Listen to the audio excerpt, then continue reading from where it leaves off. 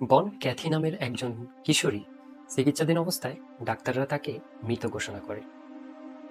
কিন্তু এর কিছুক্ষণ পরেই তার শ্বাস-প্রশ্বাস এবং তার সেন্স আবার ফিরে আসতে শুরু করে। আর এই যে মৃত ঘোষণা এবং জীবন ফিরে পাওয়ার এই কয়েক মিনিটের অভিজ্ঞতা বর্ণনা করতে গিয়ে ক্যাথি বলেছিলেন, ওই সময়টাতে ডাক্তাররা যে তাকে ক্লিনিক্যালি ডেথ ঘোষণা করেছিলেন সেটা সে স্পষ্ট শুনতে পেয়েছিলেন।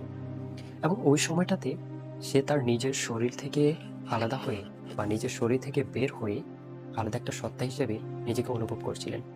সে নিজেকে হসপিটালের সেকেন্ড ফ্লোরে, যেখানে তার বড় বোন কান্নাকাটি করছিলেন, আত্মীয় স্বজনেরা আহাজারি করছিলেন, সে সব কিছুই দেখতে পেয়েছিলেন। এবং ডাক্তাররা কিভাবে অস্ত্রোপচার করেছিলেন, কি রঙের পোশাক পরেছিলেন, সবকিছুই গড় গড় করে বলে দিচ্ছিলেন। আর এই পুরো সময়টাকেই বলা হচ্ছে নিয়ার ডেথ এক্সপিরিয়েন্স। এরকম অনেকগুলো অভিজ্ঞতার সমন্বয়ে ডক্টর রেমন মুরি তিনি লাইফ আফটার লাইফ এই বইটি রচনা করেছেন। আজকে আমরা নিয়ার ডেথ এক্সপিরিয়েন্স এমন কিছু মানুষের অভিজ্ঞতার কথা শুনব যারা মৃত্যুর একেবারে মুখোমুখি, মৃত্যুর একেবারে কাছাকাছি গিয়েও তারা আবার ফিরে এসেছিলেন, জীবন ফিরে পেয়েছেন। সেরকম কিছু মানুষের কথা আজকে আমরা শুনব। ডক্টর মোডি তার বইয়ে একজন চিকিৎসকের ডেথ এক্সপিরিয়েন্স, নিয়ার ডেথ এক্সপিরিয়েন্সের একটি ঘটনা উল্লেখ করে বলেছিলেন যে একজন চিকিৎসক নিজেই মৃত্যুর মুখোমুখি হয়েছিলেন। হার্ট অ্যাটাকের পর ক্লিনিক্যালি ডেথ ঘোষণা অবস্থায় তিনি নিজেকে বিছানার পাশে দাঁড়িয়ে থাকতে দেখেন এবং তার দেহটি, রক্তে মাংসে করা তার যে দেহটি, সেটিকে তিনি বিছানায় পড়ে থাকতে দেখেন। তিনি সেখানে অস্বস্তি অনুভব করছিলেন এবং ভাবছিলেন যে তার এখান থেকে চলে যাওয়া উচিত কিনা। তিনি বুঝতে পারছিলেন যে তিনি মৃত বা তিনি মারা গেছেন, কিন্তু তার সেন্স ছিল খুবই তীক্ষ্ণ। ঠিক এরকমই আরেকজনের ঘটনায় দেখা যায় তার শারীরিক অবস্থা সংকটাপন্ন। তিনি তখন পরিষ্কারভাবে শুনতে পাচ্ছিলেন যে ডাক্তারেরা অন্য কাউকে বলছে তিনি আর নেই, আমরা তাকে হারিয়ে ফেলেছি। এ কথা শোনার পরও ওই ব্যক্তি ভয় পাননি, বরং তিনি এক অদ্ভুত শান্তি অনুভব করেছিলেন এবং ভাবছিলেন কেন ডাক্তাররা তাকে মৃত ঘোষণা করছে। আরেকটি ঘটনায় ডক্টর মুডি উল্লেখ করেছেন যে একজন ব্যক্তি, তাকে যখন ক্লিনিক্যালি ডেথ ঘোষণা করা হয়েছিল, তিনি তখন তাকে তার নিজের শরীরের বাহিরে দেখতে পান বা নিজের শরীরের বাহিরে চলে যান। তখন তার কাছে মনে হলো তার পাশেই তার মৃত বন্ধুরা দাঁড়িয়ে আছে, যারা কিনা কিছুদিন আগেই মৃত্যুবরণ করেছিলেন। অর্থাৎ তার মৃত বন্ধুরা তার জন্য অপেক্ষা করছেন। তিনি তার বন্ধুদেরকে চিরচেনা রূপে দেখেননি।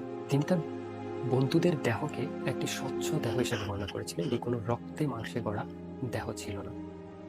তিনি তার ওই বন্ধুদের হাত পা অনুভব করতে পারছিলেন, কিন্তু তা রক্তে মাংসের শরীর ছিল না। এরকম আরেকটি ঘটনা ডক্টর মোডি তার লাইফ আফটার লাইফ এই বইটিতে উল্লেখ করেছিলেন। সেখানে শিরোনাম ছিল ট্রাইং টু কমিউনিকেট। অর্থাৎ ওই মানুষটি যখন হসপিটালের বেডে সংকটাপন্ন অবস্থায় ছিল, নার্সরা তাকে যে ইলেকট্রিক শক দিচ্ছেন তিনি তা দেখতে পাচ্ছিলেন, সেটাও তার বডির বাইরে থেকে। তিনি তাদেরকে বোঝানোর চেষ্টা করছেন যে তিনি তখনও জীবিত, কিন্তু তিনি তার কথা তাদের কান পর্যন্ত পৌঁছাতে পারছেন না। তিনি নার্সদের হাত ধরার চেষ্টা করেন, কিন্তু তাদের শরীর তার হাতের ভেতরে চলে যায়। মনে হচ্ছিল যে তিনি ধোঁয়া বা বাতাসের তৈরি একটা সত্তা। তিনি উপলব্ধি করলেন যে তার একটি অস্তিত্ব আছে, কিন্তু তার ওজন নেই এবং সে কাউকে স্পর্শ করতে পারছে না। দুর্ঘটনায় পতিত একজন ব্যক্তির নিয়ার ডেথ এক্সপিরিয়েন্সকে উল্লেখ করতে গিয়ে ডক্টর মোডি লিখেছেন যে একজন ব্যক্তি সড়ক দুর্ঘটনায় আহত হয়েছিলেন। তিনি জানান যে তিনি যখন অজ্ঞান অবস্থায় ছিলেন, মানে ডাক্তারদের ভাষ্যমতে যখন তিনি অজ্ঞান অবস্থায় ছিলেন, ওই সময়টার কথা সে ব্যক্তি পরবর্তীতে বলছিলেন যে ওই সময়টাতে সে আলোক উজ্জ্বল একটা জগৎ তিনি দেখতে পেয়েছিলেন, যেটা খুব বেশি উজ্জ্বল হওয়া সত্ত্বেও তার কাছে বিরক্তির কারণ মনে হয়নি। তিনি এতটাই সুখে ছিলেন যে যখন তিনি অনুভব করলেন যে তাকে আবার জরাজীর্ণ ও যন্ত্রণাদায়ক দেহে ফিরে যেতে হবে, তখন তিনি বিষণ্ণ হয়ে পড়েন। এরকম 100 জন ব্যক্তির অভিজ্ঞতা পর্যালোচনা করে ডক্টর মোডি একটি মডেল এনডিই তৈরি করেন, যেখানে এসব ঘটনা থেকে 15টি সাধারণ ধাপ বা কমন স্টেপ পরিলক্ষিত হয়, যা তিনি এভাবে উল্লেখ করেছেন যে যখন একজন মানুষ মৃত্যুর মুখোমুখি হয়েও আবার ফিরে আসে, জীবন ফিরে পায়, এরকম ব্যক্তিরা তাকে যে অভিজ্ঞতার কথা বলেছেন সেখান থেকে তিনি কমন 15টা ধাপের কথা তিনি উল্লেখ করেছেন। সবাই যে 15টা ধাপই অতিক্রম করতে হবে এমন কোনো কথা নয়, বাট তাদের ম্যাক্সিমামই এর কোনো না কোনো ধাপে অভিজ্ঞতা লাভ করেছিলেন। 1 নম্বরে তিনি বলছেন ইনএফাবিলিটি, অর্থাৎ তারা যা দেখেছেন বা অনুভব করেছিলেন তা প্রকাশ করার মতো ভাষা পৃথিবীতে নেই। এটা কোনো সাধারণ স্বপ্নের মতো নয়, বরং এর চেয়েও অনেক বেশি বাস্তব। দ্বিতীয়ত হচ্ছে হেয়ারিং দ্য নিউজ, অর্থাৎ তাদেরকে যখন মৃত হিসেবে ঘোষণা করা হয় বা ক্লিনিক্যালি ডেথ হিসেবে ঘোষণা করা হয়, তখন তারা ওই নিউজটা স্পষ্ট শুনতে পেয়েছিলেন। তৃতীয়ত হচ্ছে ফিলিং পিস অ্যান্ড কোয়াইট, অর্থাৎ সব শারীরিক যন্ত্রণা দূর হয়ে যায় ওই সময়টাতে এবং এক পরম শান্তি এবং তাদের দেহে এক ধরনের প্রশান্তি তারা অনুভব করেন। 4 নম্বরে ডক্টর মুডি উল্লেখ করেছিলেন দ্য নয়েজ, অর্থাৎ তারা যখন মৃত্যুবরণ করে, অর্থাৎ ক্লিনিক্যালি ডেথ যখন তাদেরকে ঘোষণা করা হয়, ওই সময়টাতে তারা অনুভব করে যে তারা একটা টানেলের মধ্য দিয়ে যাচ্ছেন বা একটা শূন্য স্থানে দিয়ে অনেক দ্রুত বেগে ছুটে চলছেন এবং তারপরেই তারা এক আলোক উজ্জ্বল অস্তিত্বের দেখা পান। এই টানেলে প্রবেশের আগে তারা একটা ঝিঝি পোকার শব্দ কিংবা মৌমাছি ঝাঁকে ঝাঁকে চলার যে একটা সুর, সেটা তারা শুনতে পান, কিংবা একটা ঘন্টার আওয়াজ তারা শুনতে পেয়েছিলেন। 5 নম্বরে ডক্টর মোডি উল্লেখ করেছিলেন দ্য ডার্ক টানেল, খুব দ্রুত তারা ওই অন্ধকার টানেল বা শূন্যস্থানের দিকে ছুটে চলেন।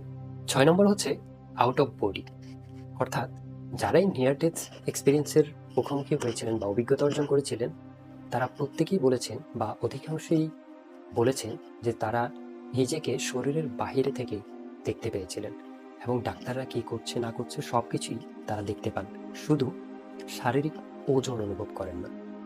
7 নম্বর বলছেন মিটিং আদার্স, অর্থাৎ টানেল পার হওয়ার পর, ওই যে ডার্ক টানেলের কথা বলেছিলাম, ওই ডার্ক টানেলটা পার হওয়ার পর তাদের মৃত যেসব আত্মীয় স্বজন আছে তাদেরকে দেখতে পান এবং সেখানে তারা তার জন্য অপেক্ষা করছে এমনটার কথা তারা বলেছিলেন।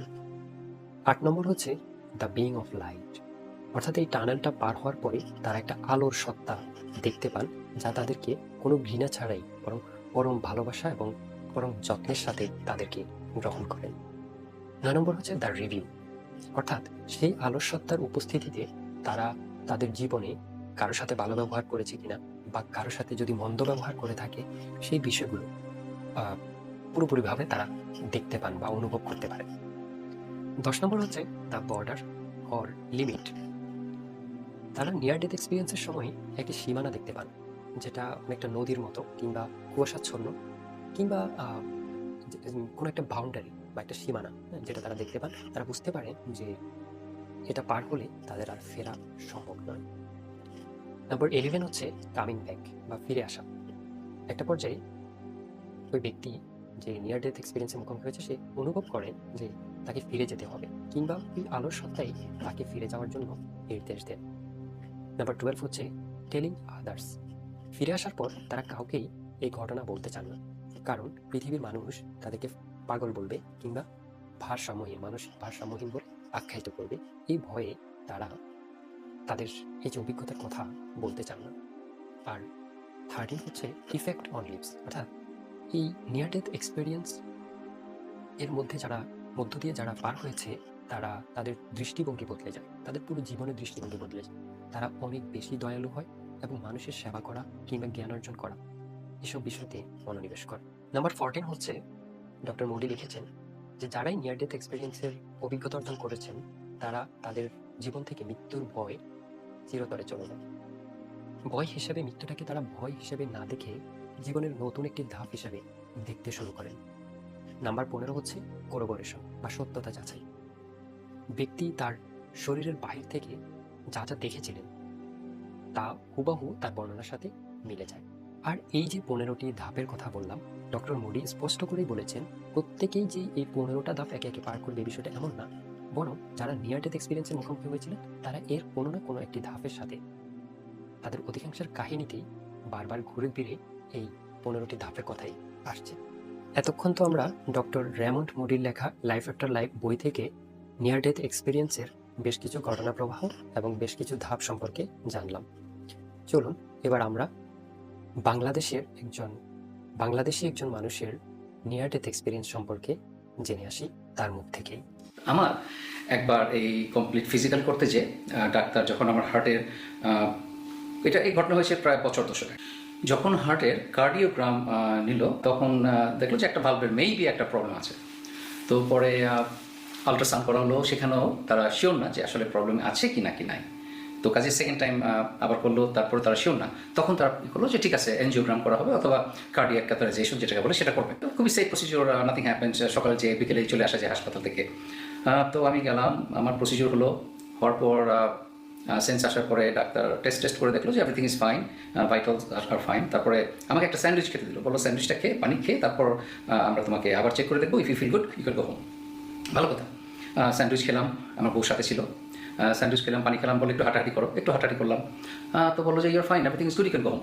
তো পরে আমি বসে আছি, আমার নার্স হাতের মধ্যে যে ওই আইভি লাগানোর জন্য যে পাইপ টাইপ ছিল ওগুলি খুলতেছে আস্তে আস্তে। আমাকে বলতেছে যে ওকে বাসায় যে কোনো হ্যাঙ্কি প্যাঙ্কি নাই, কোনো ওয়াইফের সাথে কিছু করবা না, কোনো কিছু লিফট করতে পারবা না 1 সপ্তাহের জন্য, জাস্ট টেক ইট ইজি এবং 24 ঘন্টা রেস্টে থাকো, কিছু করবে না, বেশি হাঁটা চলাফেরা বেশি না, রেস্টে থাকো। তো আমি বললাম ওকে, আমি যোগ করতেছি, নার্সের সাথে গল্প করতেছি। এখন এই গল্পটার 2টা ভার্সন আছে, আমি আমার ভার্সনটা প্রথমে বলি। নার্স এটা খুলতেছে, তখন হঠাৎ মনে হলো আমার বুকে ঠিক এখানে আমি হালকা একটু প্রেশার ফিল করছি। মানে আমি যদি আজকে আপনার বুকে একটু চাপ দিই তাহলে যে ফিল করবেন সে কোনো ব্যথা নাই কিংবা কিছুই না, শুধু একটুখানি হালকা ফিল করতেছি, একটু কেমন যেন লাগছে, কষ্টের কিছু না। পরে আমি আমার বুকে বললাম যে মালা আই ক্যান ফিল গুড, আমার বুকের মধ্যে একটু প্রেশার ফিল করতেছি। এবং এরপর আমার আসলে আর কিছু মনে নেই। এখন আমার বউয়ের ভার্সনটা বলি। আমি যে বলেছি তাকে যে আমার বুকে এখন ব্যথা আসে, বলতেছে আমি সব কিছু বলি নাই। তার ভার্সন হলো নার্স আমার সব কিছু খুলতেছে, হঠাৎ দেখা গেল আমি হাতটা একটু বুকে এখানে নিলাম, নেওয়ার পরে আমার 2 চোখ 2 দিকে চলে গেল এবং আমি সমস্ত পা, মানুষের ওই গরু জবাই দিলে যে পা যেভাবে ছটাছটি করে এইভাবে, অথবা খাসি জবাই দিলে যে পাগুলি ভাবে ছটা করে ছুঁড়ে পা ছুঁড়ে যেভাবে, আমি নাকি সেইভাবে আমার পাটা ছুঁড়ে আমি পুরো পটকায় গেলাম। তো তখন নার্স খুব অবাক হয়ে আমাকে চেক করতেছে ব্যাপারটি কী হলো, অজ্ঞান হয়ে গেলো। পরে দেখলাম আমি অজ্ঞান না, আমি জাস্ট ওয়েন কোল্ড, আমার হার্ট বন্ধ হয়ে গেছে এবং আমি দম বন্ধ হয়ে গেছে, দম ছাড়া বন্ধ, কোনো কিছুই নাই। তো তখন বিরাট একটা মানে সিচুয়েশন, নার্স চেক ফিগার করতেছে যে কী হলো। তো এর মধ্যে কোড ব্লু, যেটা একটা বাটন প্রেস করলে একটা ব্লু কালারের লাইট জ্বলতে থাকে এবং অ্যালার্ম বাজে, বলে যে কোড ব্লু। এটা আসলে একটা ওয়ার্নিং সিস্টেম যে আশেপাশে যত ডাক্তার আছে সব এখানে চলে আসবে, একজন patient is about to die অথবা খুবই সিরিয়াস সিচুয়েশন। তো পরে এবং আমাকে নাড়াচাড়া করতেছি করার জন্য, আর আমার বউ সমানে দোয়া পড়তেছে আর চিৎকার করতেছে, ফারুক তুমি wake up Farooq wake up.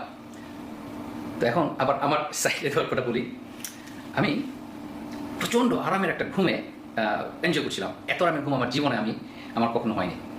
এবং সেই যে কী সুখের একটা ঘুম, রোজকে আমাদের পরে যখন মানুষকে ডাকা হবে আবার, তখন কিন্তু মানুষ কবর থেকে উঠে বলবে যে আমাদের এত আরামের ঘুম কে ভাঙালো, কেন ভাঙালো। তো আমি সেদিন চেয়ে পেলাম যে আরামের ঘুম কাকে বলে, অসম্ভব আরামের ঘুম।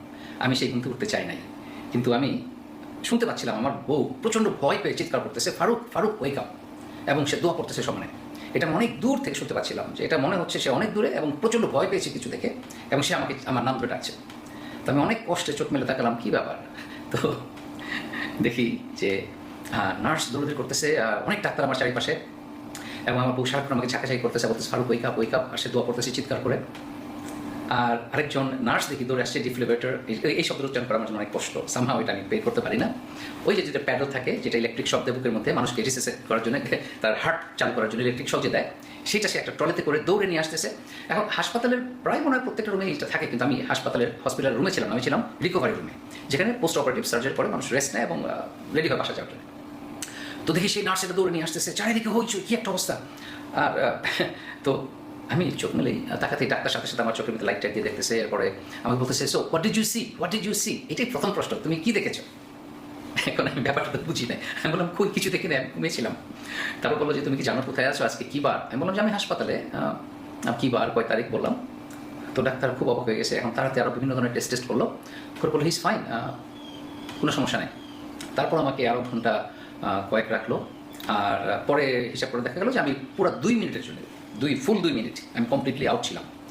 আমার হার্ট এবং আমার দম বন্ধ ছিল পুরো 2 মিনিট। 6 মিনিট হয়ে গেলে আর কি তখন ক্লিনিক্যাল ডেথ শুরু হয়ে যেত।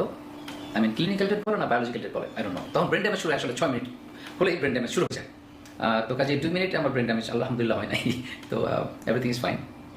তো পরে আমি ডাক্তারকে জিজ্ঞেস করলাম, এরপরে তার 2 দিন পরে আমি আমার যে রেগুলার কার্ডিওলজিস্ট কাছে দেখা করতে গেলাম। তো আমি খুলে বললাম যে হোয়াট ইজ দিস, এটা কী হলো? বললো যে দেখো এটা তো 1 লাখে হয়তো একজনের হয় না এই সিচুয়েশন, এটা খুবই সেফ প্রসিজিওর এবং এটা হয় না মানুষের।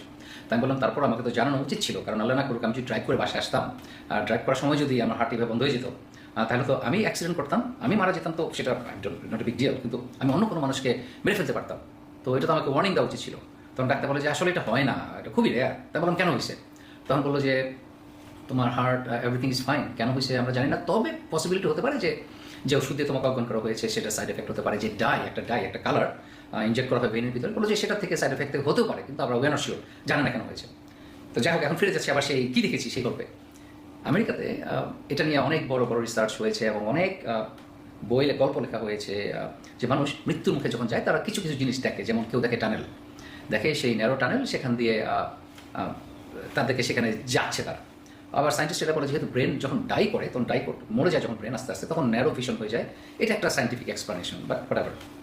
আবার অনেকে এঞ্জেল দেখে তাদের আত্মীয় স্বজন চলে এসছে, বিভিন্ন রকমের মানুষ দেখে, বিভিন্ন এক্সপিরিয়েন্স। এই জন্য ডাক্তার আমাকে জানতে চেয়েছিল যে আমি কী দেখেছি যখন এই 2 মিনিটে। আসলে আমি কিছু দেখিনি, আমি খুব আরামের একটা ঘুম দিয়েছি, আমার লাইফের সবচেয়ে আরামের ঘুম, যে ঘুম থেকে আমি জেগে উঠতে চাই নাই। আমার মায়ের দাদির গল্প বলি। তিনি যখন খুব একটা অসুস্থ ছিলেন না, হালকা অসুস্থ বয়স্ক মানুষ, হঠাৎ একদিন তিনি বললেন যে আমার মামাদেরকে যে তোমরা ভাইরা তোমরা আজকে স্কুলে যেও না, তোমরা সবাই বাসায় থাকো। আর আমার নানু যে নাকি তার ছেলের বউ, তাকে বললো যে মা তুমি রান্না টান্না করে ফেলো, মৃত বাড়িতে হাড়ি খালি কেমন হয়, তুমি রান্না করে ফেলো। আমার নানু ব্যাপারটা বুঝে নেয়, কী বলছে এটা কী কথা। তো এরপরে তিনি দুপুরের একটু পরেই সবাইকে ডেকে বিছনা শুয়ে পড়লেন এবং মাথার কাপড় ঢাকনা, মাথায় যে ঘুমটা দেয় যেটা, একদম ঘুমটা দিয়ে কাপড় চাপড় সব ঠিকঠাক করে তিনি একদম পশ্চিম দিকে মুখ দিয়ে উত্তর দিকে মাথা দেয়, যেটা নাকি আমাদের যেভাবে আর কি বডি শোয়ানো হয়, যেভাবে কবর দেওয়া হয় সেই পজিশনে শুয়ে তারপর তিনি সবাইকে বললেন যে তোমরা সবাই কোনো কান্নাকাটি করবো না, কিছু করবো না। এবং তিনি ডান দিকে ফিরে বললেন আসসালামু আলাইকুম এবং খুব মিষ্টি একটা হাসি দিলেন, এবং তারপর ওনার মৃত্যু হলো। আরেকটা হলো আমি তার পরিচয় দেবো না, কারণ এটা একটু যেহেতু এটা আমার খুবই আত্মীয়, কিন্তু তা বলতে চাচ্ছি না। এই মহিলা যখন তিনি মারা যান, একই জিনিস, একদম সুস্থ মানুষ, বয়স্ক মানুষ, বাট হেলদি। তো সে হঠাৎ তার মেয়েকে, তিনি আমার সম্পর্কে আমার আরেকজন নানু হন, তো সবাইকে ঠিক বলতেছে হ্যাঁ দেখো বাসায় এত লোকজন আসছে, কিন্তু আমার এই নানু সে কিন্তু বুঝতে পারে না যে তারা কারা, সে একটু কনফিউজ ছিল। কিন্তু সে সবাইকে ডেকে বলছে হ্যাঁ শোনো দেখো অনেক লোকজন আসছে বাসায়, অনেক গেস্ট আসছে, কিন্তু বাসায় কেউ ছিল না, ছিল আমার খালা আর তার ছেলে, এই কয়েকজন মানুষ। বলতেছে এই দেখো এরা আসছে, বিভিন্ন আত্মীয়স্বজনের নাম বলতেছে, কেউ বেঁচে আছে কেউ বেঁচে নাই, সবার কথা বলতেছে ওরা আসছে। তো আমার খালা একটু কনসার্ন হয়ে গেছে, কী ব্যাপার। তখন আমার নানু বিছনা শুয়ে বললো এবং একে সালাম দেয় এবং তার কিছুক্ষণ পরে তিনি চোখ বন্ধ করে চলে গেলেন, শিসগম। তো এটা একটা এক্সাম্পল যে মানুষ মৃত্যুর আগে দেখে, এবং তবে অনেকেই বলে যে জবান বন্ধ হয়ে যায়, অনেকেই সেটা বলতে পারে না, কমিউনিকেট করতে পারে না, কিন্তু আমি যতটুকু জানি সবাই দেখে মৃত্যুর আগে তাদের আদার ডিমেনশন যেটা বলে সেটা ওপেন হয়ে যায়, এবং তারা সবই দেখে, ফেরেশতাদের দেখে। নিয়ার ডেথ এক্সপিরিয়েন্স নিয়ে একটা ফাউন্ডেশন আছে যুক্তরাষ্ট্রে, যেটা হচ্ছে নিয়ার ডেথ এক্সপিরিয়েন্স ফাউন্ডেশন, যেটা নিয়ার ডেথ বা মৃত্যুর মুখোমুখি হয়ে নিয়ার ডেথ এক্সপিরিয়েন্স সম্পর্কে যারা গবেষণা করেন, এই সাইটটিতে যদি আপনি যান আরও অনেক নিয়ার ডেথ এক্সপিরিয়েন্স সম্পর্কে জানতে পারবেন বা পড়তে পারবেন। আজকের ভিডিওটির উদ্দেশ্য এটাই যে আমাদের এই যে জীবনটা খুবই ছোট্ট একটা জীবন, এই জীবনের প্রাচুর্যে পড়ে যাতে আমরা মানুষের প্রতি খুবই নির্দয় হয়ে না যাই, টাকা পয়সা, দ্বন্দ্ব, কিংবা বাড়ি গাড়ির মোহে পড়ে আমরা যাতে নিজের জীবনটা গড়তে ভুল না করি।